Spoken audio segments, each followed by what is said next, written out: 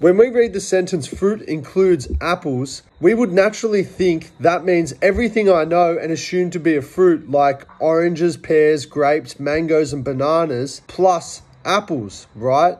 Well, in law, this is simply not the case. When we are attempting to define something and we say includes, followed by a list of things, courts will interpret that in a restrictive sense, not an expansive sense. This goes back to the ancient maxim of law: the inclusion of one is the exclusion of all others. So when the courts read, fruit includes apples, it doesn't mean what we think it means. The legal definition of this term is contraction, not expansion. When the courts see fruit includes apples, they read it as fruit is limited to apples, and it is all that it includes. The opposite of the word includes would be to use the term including but not limited to. This term would be used when you don't want to be restrictive in its application. Why is the word includes so important? In the context of tax and council tax, we are repeatedly told that it is the person who is liable to pay.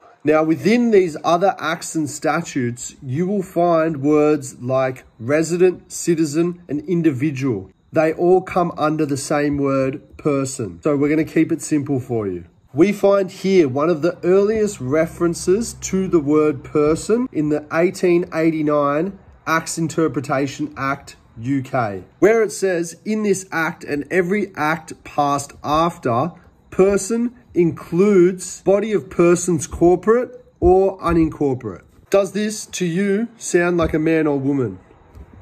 Funnily enough, a body corporate is not defined in any statutory application interpretation acts. So we go to Oxford Law Dictionary and Oxford Reference Dictionaries, saying a company or corporation has its own legal person, if you will, that is separate from its shareholders, where an unincorporated body is an association that has no legal personality. Over in the UK, we find the Interpretations Act 1978 stating that persons liable to pay council tax are corporations and unincorporated associations. Does that include you, or does that exclude us? So again, I must reiterate the importance of this word include. Births, Deaths and Marriages Act, birth includes a stillbirth. Is your birth certificate a death certificate? When you understand the meaning of these words, does it change how you read this definition? Are you beginning to see, as clear as I am, how powerful a word like include really is? It can kill a newborn child, and as you will see, it can move a nation.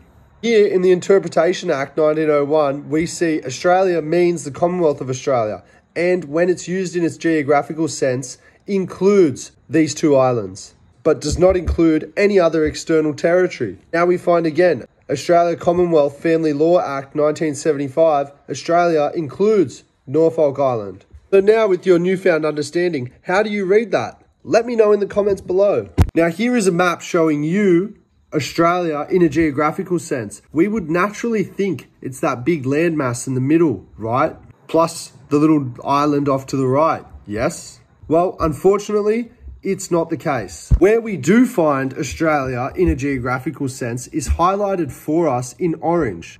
Funnily enough, it surrounds Australia, the landmass, in a 200 nautical mile radius. Gives us a little bit of pop quiz history here if you're familiar with the Duumvirate period, made famous by Gough Whitlam. It tells us how all Australian nationals were turned into citizens, moving us off the mainland onto the 200 nautical mile shelf surrounding Australia, known as the Exclusive Economic Zone. This is where we find the all capitalized word Australia, which is administered and managed from Norfolk Island. Is this island Australia's only landmass now? These orange highlighted sections on this map, where Australia is located in a geographical sense, I would put it to you that this is the location of the corporation that we have all been tricked into calling our government.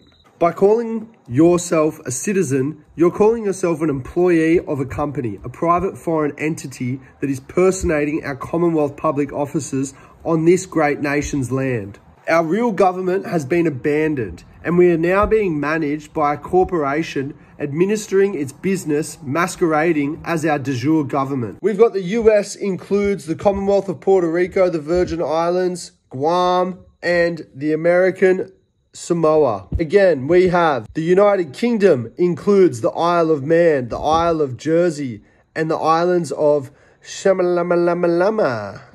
Can you now see how important understanding the word includes really is? Psh.